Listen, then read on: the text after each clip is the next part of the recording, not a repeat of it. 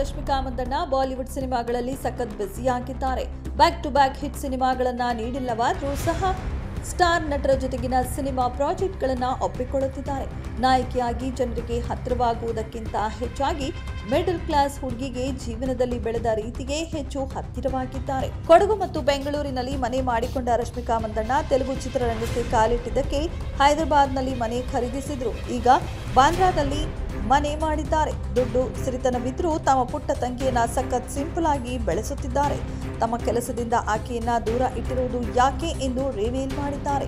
ಸದ್ಯ ಸಂದರ್ಶನದಲ್ಲಿ ಭಾಗಿಯಾದ ರಶ್ಮಿಕಾ ಮಂದಣ್ಣ, ನನಗೆ 10 ವರ್ಷ ತಂಗಿ ಇದ್ದಾಳೆ. ನಮ್ಮಿಬ್ಬರ ನಡುವೆ 16 ವರ್ಷಗಳ ವಯಸ್ಸಿನ ಅಂತರವಿದೆ ಎನ್ನುತ್ತಾರೆ. ಯಾಕೆ ನೀನು ನನ್ನ ತಂಗಿ ನಮ್ಮ ಬಳಿ ಇಷ್ಟು ಇದೆ, ನಾವು ಹೀಗೆ ಇದ್ದೀವಿ ಎಂದು ಯಾರೊಟ್ಟಿಗೆ ಹಂಚಿಕೊಳ್ಳಬಾರದು ಎಂದು ಕಂಡೀಷನ್ ಹಾಕಿರುವುದು ಯಾಕೆ ಎಂದು ಪ್ರಶ್ನೆ ಎದುರಾಗುತ್ತದೆ.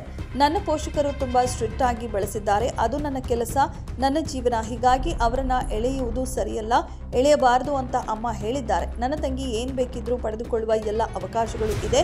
ಒಂದು ಮಾತು ಹೇಳಿದ್ರೆ ಸಾಕು, ಅದು ಅವಳ ಮುಂದೆ ಇರುತ್ತೆ. ಆದರೆ ಆ ಸೌಲಭ್ಯ ಅವಳಿಗೆ ಸಿಗಬಾರದು. ಯಾಕಂದ್ರೆ ಇಂದು ನಾನು ಶ್ರಮ ಪಟ್ಟಿದ್ದಕ್ಕೆ ಈ ರೀತಿ ಇರಲು ಸಾಧ್ಯವಾಗಿದ್ದು, ನನ್ನ ಪೋಷಕರು ನನ್ನನ್ನು ಆ ರೀತಿಯಲ್ಲಿ ಬೆಳೆಸಿದ್ದಾರೆ. ಖಂಡಿತ ಆಕೆಗೆ ನಾನು ಸಾಕಷ್ಟು ಸೆಕ್ಯೂರಿಟಿ ಮತ್ತು ಕಂಫರ್ಟ್ ನೀಡಬಹುದು.